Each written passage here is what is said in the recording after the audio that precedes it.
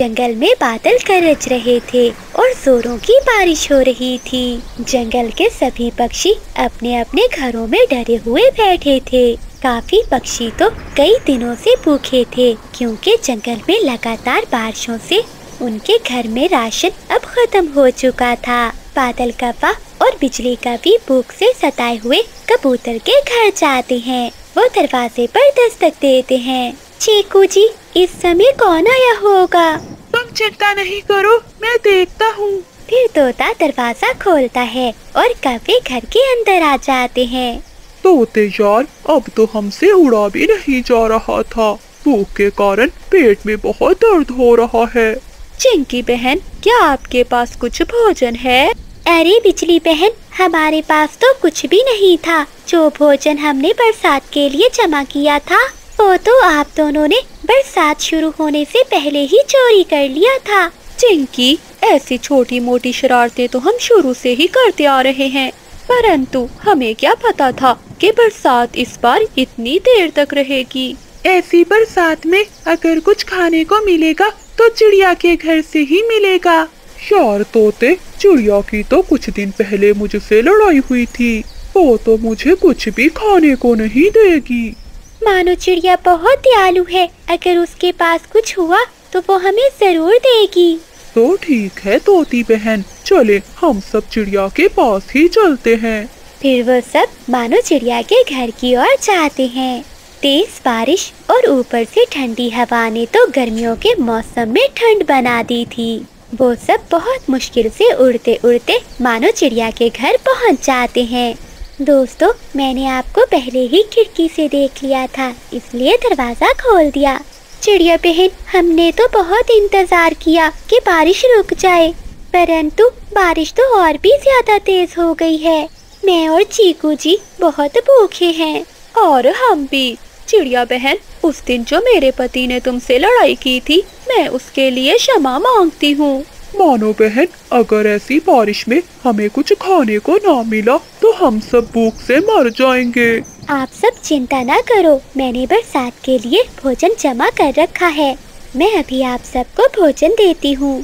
फिर मानो चिड़िया अपना भोजन वाला संदूक खोलती है, जिसमें उसने ढेर सारा अनाज जमा कर रखा था।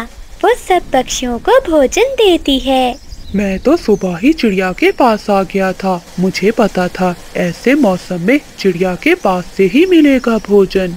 फिर वो सब भोजन खा लेते हैं।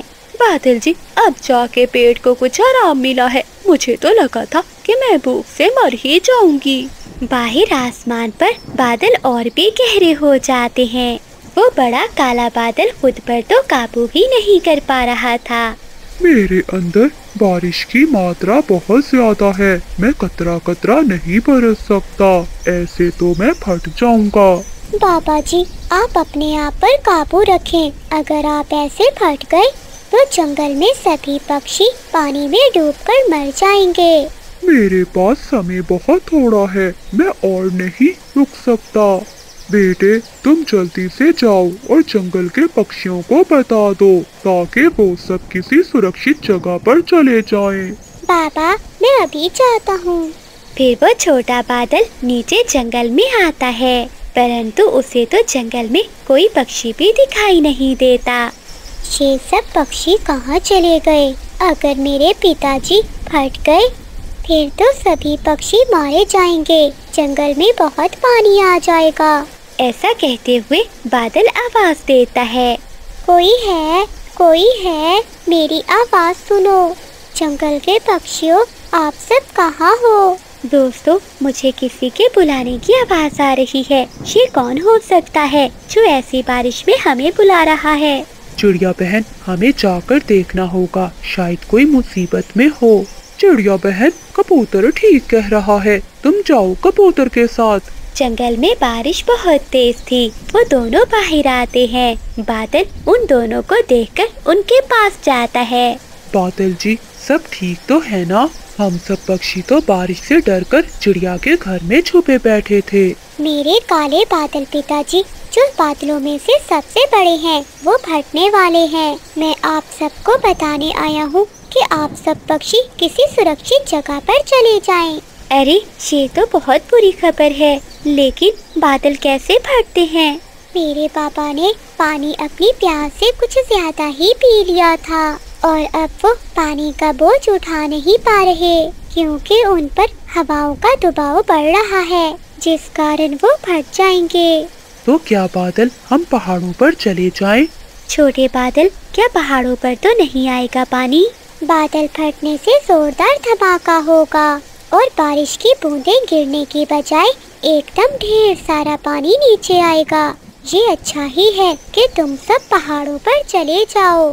फिर वो छोटा बादल आसमानों में चला जाता है और चिड़िया और कबूतर वापस अपने घर लौट आते हैं। चिड़िया बहन, कौन था? क्या कोई मुसाफिर था या फिर कोई मुश्किल में था? दोस्तों, मुश्किल में कोई और नहीं बल्कि हम सब मुश्किल में फंस गए हैं। दोस्तों, हम सबको यहाँ से जाना होगा। चिड़िया बहन, तुम हम सबको ऐसे डरा क्यों रही हो? आखिर हुआ क्या है? हमें क्यों और कहाँ जाना होगा? दोस्तों, एक बड़ा बादल फटने वाला है। छोटा बादल हमें बताने आया था ताकि हम सब किसी सुरक्षित जगह पर चले जाएं। बहुत सारा पानी एक साथ जमीन पर गिरने वाला है। ये बात सुनकर सभी पक्षी बहुत डर जाते हैं। अच्छा चिड़िया बहन, तो हम सब अब कहाँ जाएंगे? हम सबको पहाड़ों पर जाना होगा। लेकिन पक्षियों, वहाँ जाकर हम क्या खाएंगे? दोस्तों, हम सब ये मेरा भोजन ले जाते हैं। फिर वो सब ऐसा ही करते हैं। चिड़िया अपने भोजन का संदूक लेकर सभी पक्षियों के साथ वहाँ से उड़ जाती है। मुझसे और बर्दाश्त नहीं हो पा रहा। ऐसा कहते हुए वो बड़ा बादल जोर से फट जाता है और बहुत सारा पानी एक साथ जमीन पर गिरता है। पानी तो इतना ज्यादा था कि हर तरफ पानी ही पानी हो जाता है। सभी पक्षी भी पहाड़ों पर पहुंच जाते हैं। ये आवाज कैसी थी? बहुत जोर का धमाका हुआ है। दोस्तों, मुझे लगता है कि वो काला बादल फट गया है। चिड़िया बहन, अगर छोटा बादल हमें ना बताता तो हम सब तो वहीं मर जाते। अब ना जाने ये बारिश कब रुकेगी। अगर ऐसे ही बारिश में भीगते रहे तो हम यहाँ भी मर जाएंगे। तभी कबूतर की नजर सामने एक गुफा पर जाती है। दोस्तों, वो देखो, वहाँ गुफा है। चलो हम सब वहीं चलते हैं। फिर वो सभी दोस्त उस गुफा के अंदर चले जाते हैं। दोस्तों, हर दुख के बाद सुख होता है और हर गम के बाद खुशी। इस बारिश के बाद जंगल में बहार आएगी। दोस्तों, हालात कैसे भी हो और मुश्किल कैसी भी हो, अगर हम सब मिलकर उन हालात का मुकाबला करें तो हम जीत सकते हैं। फिर वो सभी पक्षी खुशी खुशी बारिश के दिन वहीं गुजारते हैं। मानो चिड़िया के पास एक गुलाब जामुन था। वो अपना गुलाब जामुन लेकर घर लौट रही थी कि रास्ते में उसे बादल कौवा मिल जाता है। चिड़िया, चलो एक खेल खेलते हैं। बादल भैया, मेरी बेटी भूखी है, मेरे पास खेलने का समय नहीं है, मुझे घर लौटकर जाना है। देखते हैं पीपल के पेड़ को पहले कौन पंख लगाता है। अगर पहले मैं गया तो तुम्हारा ये गुलाब जामुन मेरा, और अगर मैं हार गया तो ये अनाज से भरी हुई पोटली तुम्हारी। ढेर सारा अनाज देखकर चिड़िया भी लालच में आ जाती है। तो फिर ठीक है, देखते हैं आज कौन जीतता है। फिर मानो चिड़िया अपना गुलाब जामुन और बादल कौवा अपनी अनाज से भरी हुई पोटली वहीं रखते हैं। कौवे, मुझे धोखा ना देना, सीधा उड़ना, कहीं ऐसा ना हो कि मुझसे टकरा जाओ। तुम चिंता नहीं करो, ऐसा करने की मुझे कोई जरूरत नहीं होगी, मैं जीत जाऊंगा। फिर दोनों में रेस शुरू होती है। बादल कौवा बहुत तेजी से उड़ता है। वो तो तेजी से उड़ता हुआ मानो चिड़िया से आगे निकल जाता है। मानो चिड़िया अभी आधे रास्ते में ही थी कि बादल कौवा पीपल के पेड़ पर पहुंच जाता है। मैं जीत गया, मैं जीत गया, अब तुम्हारा गुलाब जामुन मेरा हुआ। मैं हार गई। कौवे, मुझे मेरे लालच ने धोखा दिया। हाँ, तुम मेरा गुलाब जामुन लेकर जा सकते हो। फिर बादल कौवा खुशी खुशी चिड़िया का गुलाब जामुन और अपना अनाज लेकर चला जाता है। बिजली, बिजली, कहाँ हो तुम? देखो मैं क्या लाया हूँ। मैं बुलबुल मौसी से अनाज और चिड़िया से गुलाब जामुन लाया हूँ। आज फिर मेरा बादल जी जीत गया होगा। हाँ बिजली, आज मैंने चिड़िया से रेस लगाई।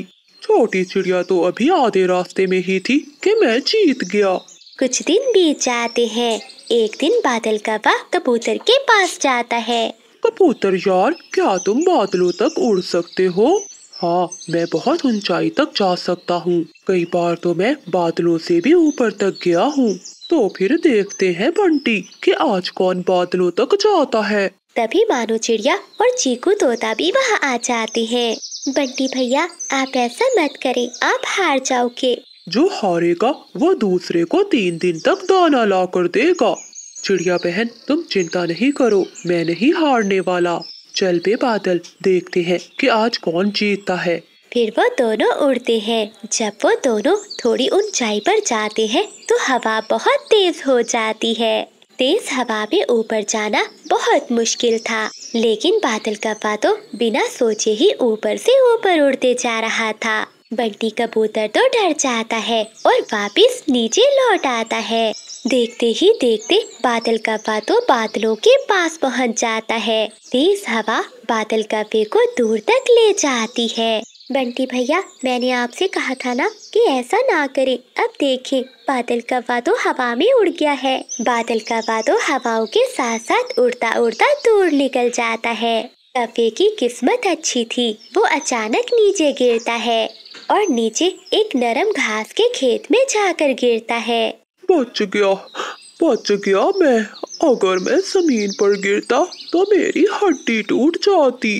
कौवा फिर उड़ता है और वो चिड़िया, तोते और कबूतर के पास जाता है। बादल भैया, आप जिंदा हो?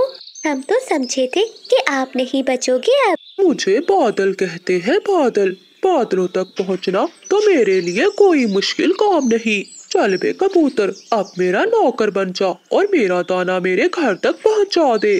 फिर बादल कौवा अपने घर लौट जाता है। बादल जी, आज दाना नहीं लाए? वो गंदी आंखों वाला कबूतर मुझसे शर्त हार गया था, इसलिए 3 दिन तक वो ही हमें दाना ला कर देगा। ये सुनकर बिजली कौवी बहुत खुश होती है। मेरे बादल जी किसी से नहीं हारने वाले। मेरा पति तो बहुत बहादुर है। तभी कबूतर भी दाना लेकर आ जाता है।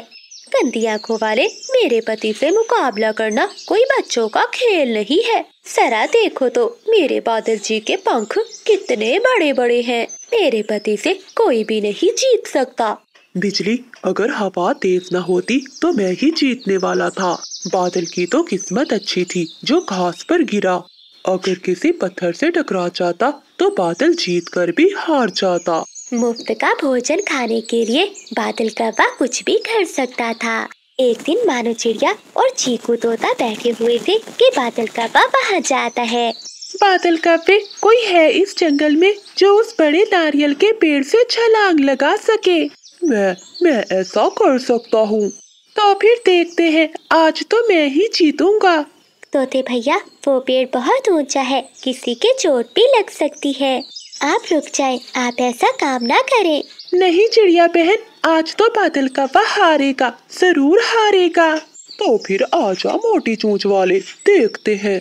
फिर वो दोनों नारियल के ऊंचे पेड़ पर जाकर बैठ जाते हैं। चीकू तोता जब नीचे देखता है तो वो डर जाता है। वो रुक जाता है, लेकिन बादल कौवा बिना कुछ सोचे ही ऊपर से छलांग लगा देता है। कौवा तो सीधा जमीन पर जाकर गिरता है और कौवे की दोनों टांगे टूट जाती हैं। हाय मेरी टांगे, मैं मर गया, मुझे कोई बचा लो। फिर तोता और मानो चिड़िया वहाँ आते हैं। कौवे भैया, आपकी तो दोनों टांगे टूट गई हैं। कौवे, तुम तो जीत कर भी हार गए, टांगे टूट गई है तुम्हारी। अब तुम किसी से भी मुकाबला नहीं कर सकते। जिससे बहुत बड़ी गलती हो गई जो मैंने ऐसा किया। अब मुझे मेरे घर पहुंचा दो। ऐसे बादल कौवा अपने किए पर पछताता रहता है। जंगल में कई दिनों से बारिशें लगातार हो रही थी। बादल जी, इन बारिशों के दिनों में मुझे भूख भी बहुत ज्यादा लगती है। मैं क्या करूं? मेरा भूख से बहुत बुरा हाल है। बिजली, रसोई में कुछ पड़ा है खाने को? हाँ, रसोई में मिर्ची के अलावा कुछ भी नहीं पड़ा, सब कुछ खत्म हो गया। वो गंदी आंखों वाला कबूतर मुझे हजार हजार बातें सुनाएगा। उसके पास मीठा फल तो है, मैंने देखा था, वो अभी अभी लेकर जा रहा था। अच्छा, अगर कबूतर के पास मीठा फल है तो मैं जाती हूँ, मैं किसी न किसी तरह वो मीठा फल ले ही आऊंगी। फिर बिजली कभी अपने घर से निकलती है और वो कबूतर के घर की ओर जाती है। बबली, मेरी किस्मत अच्छी थी कि मैं सीधा फल के पेड़ की ओर गया और मुझे ये मीठा फल मिल गया। अगर ना मिलता तो हम दोनों को आज भूखे ही रहना पड़ता। कबूतर, मेरे सुंदर कबूतर भाई, जरा दरवाजा खोलना। बबली, ये तो बिजली कभी की आवाज है, वो इतनी तेज बारिश में यहाँ क्या करने आई होगी। फिर बंटी कबूतर दरवाजा खोलता है।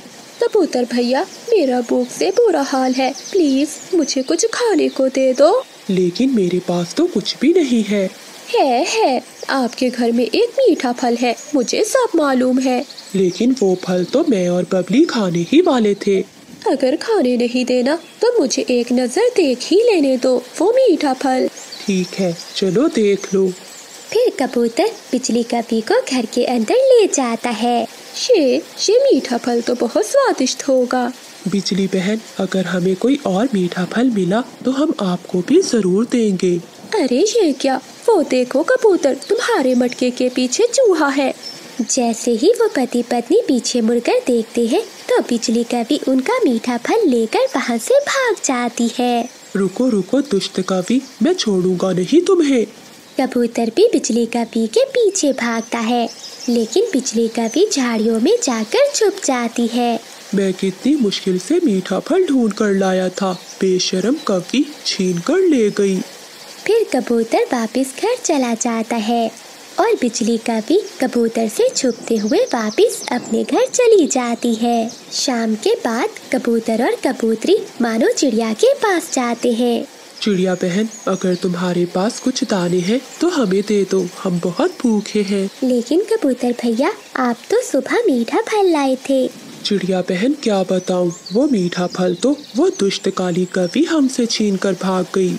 ये सुनकर मानो चिड़िया हंसने लग जाती है। कबूतर भैया, वो कौवा और कवि तो हर समय भूखे ही होते हैं। कल बादल कव्वे ने तोते से भी फल छीन लिया था। फिर मानो चिड़िया कबूतर और कबूतरी को कुछ दाने दे देती है। वो दोनों पति पत्नी दाने लेकर अपने घर चले जाते हैं। बिजली कवि आधे से ज्यादा फल खुद खाती है और बाकी बचा हुआ बादल कव्वे को दे देती है। बिजली, मेरे लिए इतना सा फल, इससे भला मेरा क्या होगा। अच्छा, इतनी भूख लगी थी तो खुद जाकर ले आते। अब मुझे सोने दो, मुझे बहुत नींद आ रही है। फिर बिजली कवि अपने घोंसले में आराम से सो जाती है। दूसरे दिन मानो चिड़िया और कबूतर उड़ते हुए इंसानों की बस्ती की ओर जाते हैं। इंसान की पत्नी छपरे के नीचे बैठी मीठा हलवा बना रही थी। चिड़िया बहन, किसान की पत्नी बहुत दयालु है, अगर हम उससे मीठा हलवा मांगे तो वो हमें जरूर देगी। हाँ कबूतर भैया, लेकिन हो सकता है कि हलवा थोड़ा हो। फिर चिड़िया और कबूतर किसान की पत्नी के पास जाते हैं। माँ जी, बारिश की वजह से दाना बहुत मुश्किल से मिलता है, हम भूखे हैं, हमें भी थोड़ा सा मीठा हलवा दे दे। चिड़िया, मेरी माँ और बहन आ रही है, इसलिए हलवा थोड़ा है, लेकिन हाँ, मैं तुम्हें हलवे का सामान दे देती हूँ, तुम घर जाकर मीठा हलवा बनाकर खा लेना।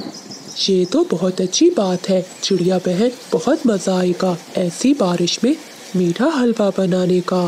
फिर किसान की पत्नी एक पोटली में उन्हें हलवे का सामान दे देती है। चिड़िया और कबूतर वो पोटली लेकर अपने जंगल वापिस आ जाते हैं। वो सीधे कबूतर के घर जाते हैं।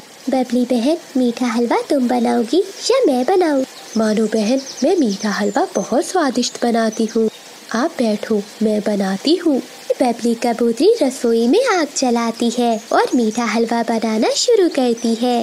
बादल, बादल उठो, मुझे कबूतर के घर से मीठे हलवे की खुशबू आ रही है। क्या ऐसे मौसम में कबूतर ये हलवे का सामान कहाँ से लाया होगा? जरूर ये खुशबू किसी और के घर से आ रही होगी। बादल जी, तुम जाओ, एक बार जाकर तो देखो।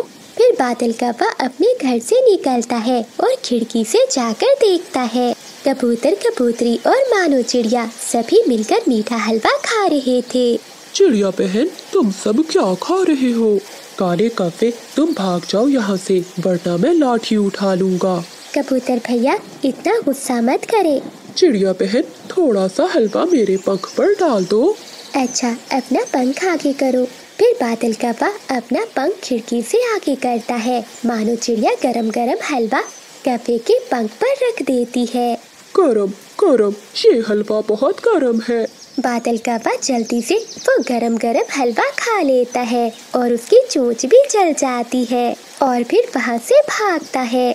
मैं जल गया, मैं जल गया। बिजली, मेरी सहेली है ना नीली जी, उसके पति की मौत हो गई है और वो बेचारी बिल्कुल अकेली हो गई है। नीली जी ने अंडे भी दिए हुए हैं। अब वो हमारे जंगल में रहने के लिए आ रही है। जब मैं तुम्हारे लिए भोजन लेने जाऊंगा तो उसके लिए भी थोड़ा बहुत भोजन ले आया करूंगा, ताकि नीली जी अपने अंडों को अकेला छोड़कर ना जाए। क्यों बादल जी, ये नीली जी वही है ना जो तुम्हारे बचपन की दोस्त थी? सुन लो, तुम उसके लिए भोजन नहीं ढूंढोगे वरना अच्छा नहीं होगा। बिजली, तुम ही तो कहती थी कि मानो चिड़िया की तरह हमें भी दूसरे पक्षियों की मदद करनी चाहिए, और अब तुम खुद ही मना कर रही हो। तुम जो भी कहो, मैं तो नीली जी की जरूर मदद करूँगा। बादल कौवे की बात सुनकर बिजली कौवी बहुत डर जाती है कि कहीं उसका सपना सच ना हो जाए। जुगनू बेटा, कल ही मैंने सपने में देखा था कि उस नीली कौवी ने तुम्हारे पिता से शादी कर ली है और आज ये नीली कौवी हमारे जंगल में भी आ गई है। तुम घर पर ही बैठो जुगनू, मुझे तुम्हारे पापा पर नजर रखनी होगी। फिर बिजली कौवी भी छुपके बादल कौवे के पीछे चली जाती है। नीली जी, ये लो, मैं तुम्हारे लिए भोजन लाया हूँ। अब तो रोज मैं तुम्हारे लिए भोजन लाया करूँगा, तुम चिंता ना करना। बादल यार, तुम कब तक नीली कौवी को भोजन ला कर देते रहोगे? मुझे तो लगता है अब नीली कौवी को दूसरी शादी कर लेनी चाहिए। हाँ तोते यार, बात तो तुम्हारी ठीक है। नीली जी, तुम किसी कौवे से शादी कर लो। हाँ बादल जी, मैं शादी तो कर लूँ, लेकिन इस जंगल में कोई भी मेहनती कौवा नहीं है जिससे मैं शादी करूँ। नीली जी, वैसे मैं बहुत मेहनती कौवा हूँ, मैं तुमसे शादी कर लेता अगर मेरी शादी उसे बिजली से ना हुई होती। बादल यार, इसमें कौन सी बड़ी बात है, शादी तो तुम अब भी कर सकते हो नीली कौवी से। खिड़की में बैठी बिजली कौवी उनकी बातें सुन रही थी। वो ये बातें सुनकर जल जाती है और वापस चली जाती है। अरे तोते यार, ये तुम कैसी बातें कर रहे हो? मैं तो बिजली से शादी कर चुका हूँ, अब भला मैं नीली जी से कैसे शादी कर सकता हूँ? बादल यार, इसमें गुस्सा क्यों हो रहे हो? मैं तो मजाक कर रहा था। बिजली कौवी आधी बात सुनकर गुस्से में एक पेड़ पर जाकर बैठ जाती है। बादल जी ने तो पूरी योजना बनाई हुई है दूसरी शादी करने की, लेकिन मैं भी बिजली कौवी हूँ, इसे दूसरी शादी तो नहीं करने दूंगी। अगले दिन नीली कौवी के पेड़ के नीचे सभी पक्षी बैठे बातें कर रहे होते हैं। नीली बहन, आपके लिए बहुत सुंदर कौवा ढूंढा है चिड़िया ने। हाँ नीली बहन, भोला कौवा बहुत अच्छा है, वो तुम्हारा बहुत ख्याल रखेगा। बिजली कौवी वहीं एक पेड़ के पीछे बैठी उनकी बातें सुन रही थी। वो भोला कौवा की जगह बादल कौवा सुनती है। मेरा शक सही निकला, ये बादल कौवा दूसरी शादी करने जा रहा है। अब मैं इन दोनों को नहीं छोड़ूंगी। मैं अभी अपने भाइयों के पास जाती हूँ और उन्हें सारी बात बताती हूँ। फिर बिजली कौवी अपने दो भाइयों के पास चली जाती है। बड़े और छोटे भाई, मेरा पति दूसरी शादी करने जा रहा है और वो मुझे छोड़ देगा। मेरा और मेरे जुगनू का क्या होगा? बादल कौवा नीली कौवी से शादी करके मुझे अपने घोंसले से भी निकाल देगा। ये तुम क्या कह रही हो बहना? उसकी इतनी हिम्मत कि वो दूसरी शादी करे और मेरी बहन को घोंसले से निकाले? तुम चलो, हम तुम्हारे साथ चलते हैं। हम दोनों भाई मिलकर इस कौवे को नहीं छोड़ेंगे। भैया, बस बादल को नहीं, उस नीली कौवी को भी सबक सिखाना है, ताकि आइंदा वो कभी दूसरे कौवे से शादी करने का ना सोचे। और फिर बिजली कौवी अपने दोनों भाइयों को लेकर बादल कौवे के पास जाती है। अरे ओए कव्वे, तुमने मेरी बहन को धोखा दिया है, हम तुम्हें नहीं छोड़ेंगे। ऐसा कहते हुए बिजली कपी के दोनों भाई कव्वे को पकड़कर पेड़ से बांध देते हैं और फिर बिजली कपी का एक भाई नीली कपी के घोंसले से उसका अंडा उठा लेता है और वो दोनों अंडा लेकर वहाँ से चले जाते हैं। बिजली और उसका भाई बादल कव्वे के पास आते हैं। अरे ये तो नीली जी का अंडा है। बिजली, ये तुम्हारा भाई नीली जी के अंडे के साथ क्या कर रहा है? तुम्हारे भाइयों ने मुझे पेड़ से क्यों बांधा है? बादल जी, अब इतनी मासूम ना बनो, मुझे सब पता चल गया है। तुम मुझे छोड़कर नीली कपी से दूसरी शादी करने वाले हो, लेकिन मैं भी बिजली हूँ, मेरे दोनों भाई अब तुम्हें नहीं छोड़ेंगे। तभी नीली कपी, मानो चिड़िया और तोता भी वहाँ आ जाते हैं। अरे बिजली बहन, ये तुम गलत समझ रही हो, ऐसा कुछ भी नहीं है। चुप कर जाओ छोटी चिड़िया, मुझे सब पता है, तुम भी बादल के साथ मिली हुई हो। अरे बिजली बहन, तुम ये सब क्या कर रही हो? बादल भैया तो मेरे भैया जैसे हैं। हाँ बिजली, नीली जी बिल्कुल ठीक कह रही है। नीली, अगर बादल तुम्हारा भाई है तो तोता तुमसे क्यों कह रहा था कि शादी के बाद बादल तुम्हारा बहुत ध्यान रखेगा? अरे बिजली कपी, मैंने बादल कव्वे का नहीं बल्कि भोला कव्वे का कहा था। हो सकता है तुमने नाम सुनने में गलती की हो। क्या इसका मतलब नीली कपी की शादी भोले कव्वे से हो रही है? हाँ बिजली बहन, मैंने ही नीली बहन का रिश्ता देखा है और तुम कितनी बड़ी गलती कर रही थी जो नीली कपी का अंडा अपने भाइयों से तुड़वा रही थी। बिजली, हमें तुमसे ये उम्मीद नहीं थी। तुमने आज सबके सामने हमारी नाक कटवा दी। आज मुझसे एक मासूम कपी का अंडा टूट जाता। फिर बिजली कपी के दोनों भाई गुस्सा होकर वहाँ से चले जाते हैं। मुझे माफ कर दो बादल जी, मुझसे बहुत बड़ी गलती हो गई, मैं बहुत शर्मिंदा हूँ। बिजली, तुम तो मुझसे बात ही ना करो, मैं तुमसे बहुत नाराज। बिजली कपी और बादल कव्वे का एक बहुत बड़ा खेत था। वो दोनों पति पत्नी अपने खेत का बहुत ख्याल रखते थे।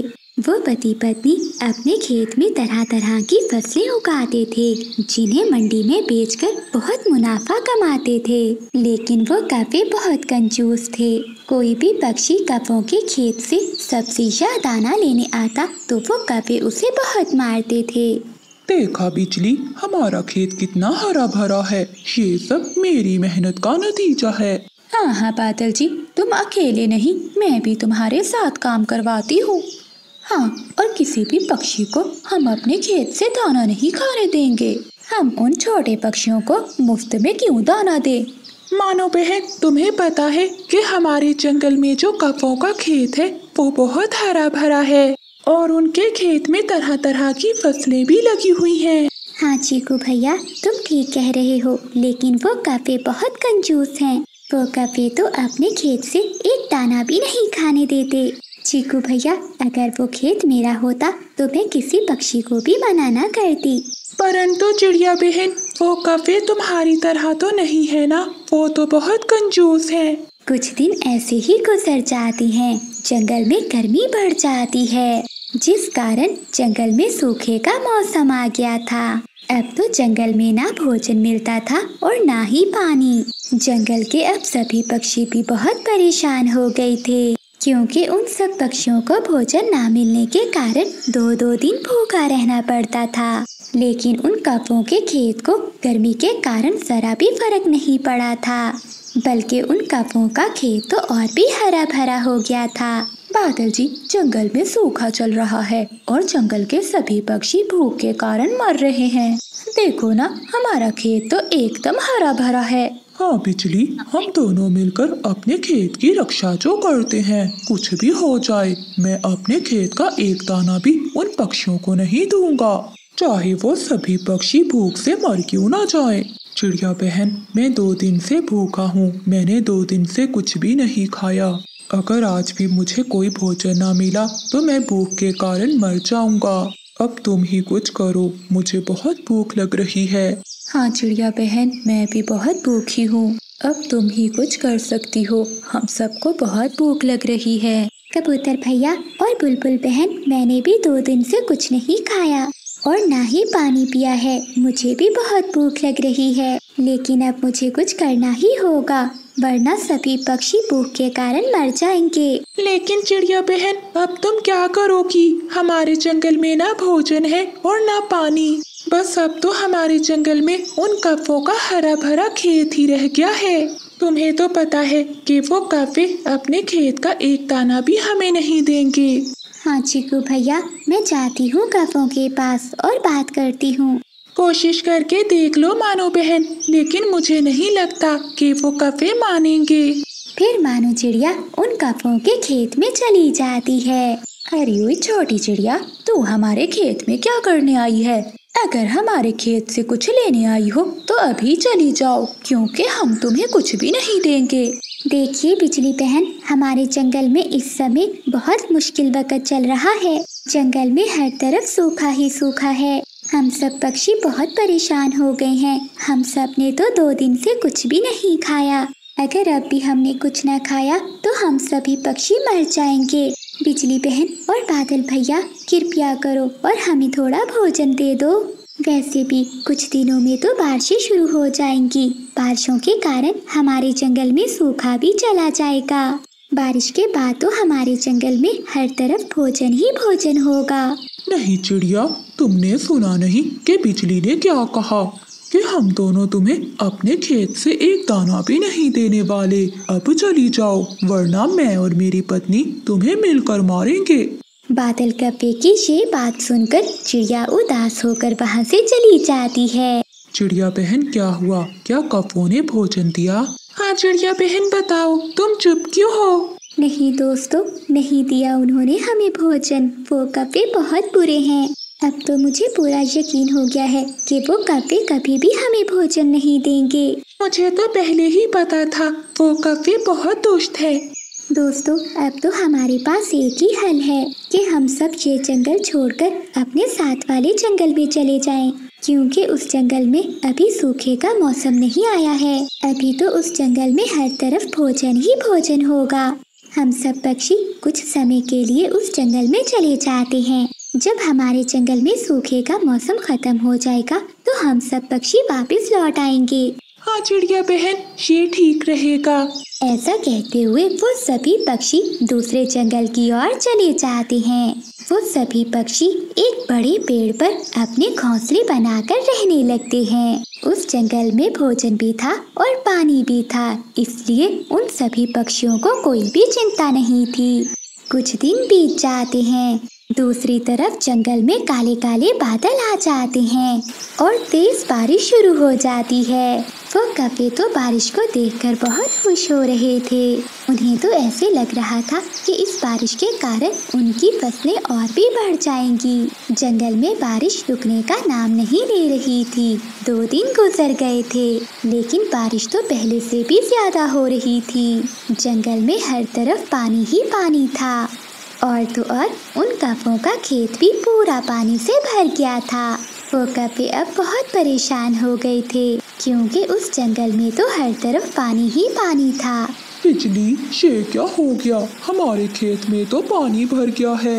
अब तो हमारी सारी फसल खराब हो गई होगी। ये हमारे साथ क्या हो गया है? वो कौवे तो बहुत परेशान। तेज बारिश में वो बूढ़ी कौवी अपना सामान लिए सागर वाले जंगल से गुजर रही थी। बारिश तो बहुत तेज है। अगर ऐसी बारिश में मैं भीगती रही तो बूढ़ी जान कब तक जिंदा रह सकती हूँ। अब तो मुझे कोई ना कोई आसरा तो ढूंढना ही होगा। वो बूढ़ी कौवी अपना सामान लिए फिर से उड़ती है। बिजली, आज तो रसोई से बहुत अच्छी खुशबू आ रही है। क्या बना रही हो तुम? कभी बिजली कौवी रसोई से खिचड़ी लेकर बाहर आती है। बादल जी, खुशबू कैसे ना आती? बिजली ने पहली बार खिचड़ी जो बनाई है। वाह वाह बिजली, परंतु ये चावल कहाँ से आए? आने कहाँ से थे भला? चीकू तोते के घर से चुरा कर लाई हूँ। आज मेरा ऐसी तेज बारिश में खिचड़ी खाने को बहुत मन कर रहा था। अब जल्दी से खा लो, वरना खिचड़ी ठंडी हो जाएगी। वो दोनों पति पत्नी खिचड़ी खाने लगते हैं तो दरवाजे पर दस्तक होती है। बादल जी, इस समय अब कौन आ गया है? ऐसी तेज बारिश में भी पक्षियों को अपने घरों में आराम नहीं आता। फिर वो दोनों पति पत्नी घर के बाहर आते हैं। काको, मेरी मदद करो, बारिश बहुत तेज है। बारिश रुकने तक मुझे अपने घर में आश्रय दे दो। नाना बुढ़िया, हमारा घर तो पहले ही बहुत कमजोर है, हम तुझे अपने घर में नहीं रख सकते। बेटी, मैं अपने घर जा ही रही थी कि रास्ते में बारिश शुरू हो गई। अब तो रात भी बहुत हो चुकी है। मेरा घर पहाड़ों के दूसरी दिशा में है। अगर इस समय मैं चली भी गई तो पहाड़ों वाली चीलें मुझे खा जाएंगी। कृपया करो और मुझे आज रात अपने घर में आश्रय दे दो। देख बुढ़िया, अब तो चली जा, हमारे घर में तेरे लिए कोई जगह नहीं है। चलो बादल जी, हमारी खिचड़ी ठंडी हो रही है। ऐसा कहते हुए वो कभी दरवाजा बंद कर लेते हैं और वो बूढ़ी कभी बारिश में ही भीगती रहती है। फिर वो बूढ़ी कभी अपना सामान लिए वहाँ से उड़ती है और उसे एक घर दिखाई देता है। वो वहाँ जाकर दस्तक देती है। कोई है तो मेरी मदद करो, मैं बारिश में भीग रही हूँ। अरे, ये इस समय कौन आ गया है? जरा जाकर देखती हूँ, शायद कोई मुसीबत में हो। फिर चांदनी चिड़िया अपने घर के बाहर आती है। बेटी चिड़िया, मैं बहुत मुश्किल में हूँ। बारिश बहुत तेज है और मैं अपने घर नहीं जा सकती। बस आज रात गुजारने के लिए मुझे अपने घर में आश्रय दे दो। माँ जी, इसमें पूछने वाली कौन सी बात है, आप अंदर आ जाइए। फिर चांदनी चिड़िया बूढ़ी कभी को अपने घर में ले जाती है। चिड़िया, तुम्हारा बहुत बहुत धन्यवाद जो तुमने मेरी मदद की। नहीं माँ जी, ऐसी कोई बात नहीं, आप ये दाना खा लीजिए, आपको भूख लगी होगी। फिर बूढ़ी कभी भोजन खा लेती है। फिर वो दोनों सो जाती हैं। अगली सुबह बारिश भी रुक जाती है। चिड़िया बेटी, तुम बहुत अच्छी हो, मैं तुम्हें कुछ देना चाहती हूँ। ये लो, ये सेब का बीज है, तुम इसे अपने आंगन में दबा देना और देखना बहुत जल्दी बहुत बड़ा सेब का पेड़ लग जाएगा। ऐसा कहते हुए वो बूढ़ी कभी वहाँ से चली जाती है। फिर चांदनी चिड़िया वो बीज अपने आंगन में बो देती है। अब मैं जल्दी से भोजन ले आती हूँ, कहीं फिर से बारिश न शुरू हो जाए। फिर चांदनी चिड़िया भोजन की खोज में चली जाती है। बिजली कभी अपने घर के बाहर बैठी हुई थी। वो देखकर हैरान होती है। बादल जी, जल्दी आओ, जरा देखो। बादल कप्पा जल्दी से बाहर आता है। क्या हुआ बिजली, क्यों इतनी सुबह सुबह शोर मचा रही हो? सोने भी नहीं देती। वो देखो बादल, चिड़िया के आंगन में कितना बड़ा सेब का पेड़ है और उस पर लाल लाल रंग के सेब भी लगे हुए हैं। बिजली, ये कैसे हो गया? कल तो यहाँ एक पत्ता भी नहीं था और आज ये सेब का पेड़। चलो पास चलकर देखते हैं। फिर बिजली और बादल चिड़िया के सेब के पेड़ के पास जाते हैं और वो कुछ सेब तोड़कर खाने लगते हैं। बिजली, ये सेब तो बहुत मजे का है। बादल, मुझे लगता है कि चिड़िया को इस पेड़ का पता नहीं है, तभी तो वो भोजन लेने गई है। अगर उसे पता होता तो वो भोजन लेने क्यों जाती? हाँ बिजली, तुम ठीक कह रही हो, लेकिन अब हम उस चांदनी को ये पेड़ नहीं लेने देंगे।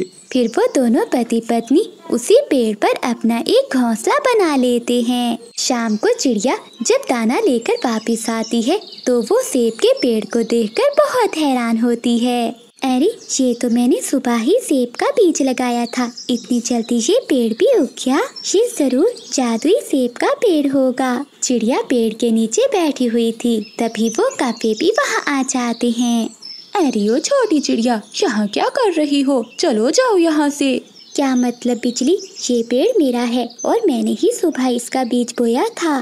चांदनी, इस पेड़ पर हमने अपना घोंसला बनाया है और आज से ये पेड़ हमारा है। चली जाओ यहाँ से, वरना मार मार कर पंख तोड़ दूंगा मैं तुम्हारे। चांदनी चिड़िया तो पहले ही बहुत भोली भाली थी। वो कौवों से डर जाती है और वहाँ से चली जाती है। ऐसे ही कुछ दिन बीत जाते हैं। एक दिन वो बूढ़ी कभी फिर से चिड़िया के पास आती है। माँ जी, आप तो वही है ना जो मुझे सेब का बीज देकर गई थी?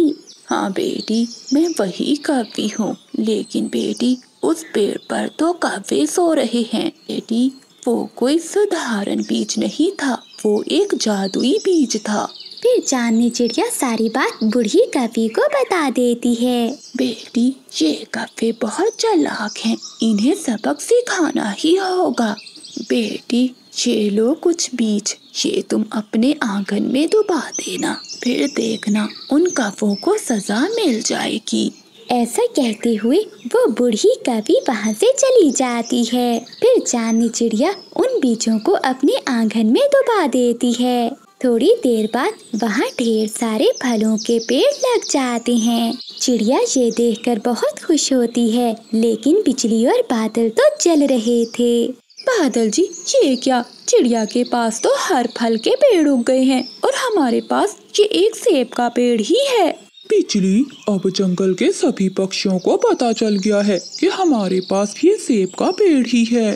बादल जी अगर वो पेड़ हमारे नहीं हो सकते तो हम उन पेड़ों को काट देंगे। हाँ बिजली, ये ठीक है, रात होते ही हम ये पेड़ काट देंगे। ऐसे उस छोटी चिड़िया के पास एक भी पेड़ नहीं बचेगा।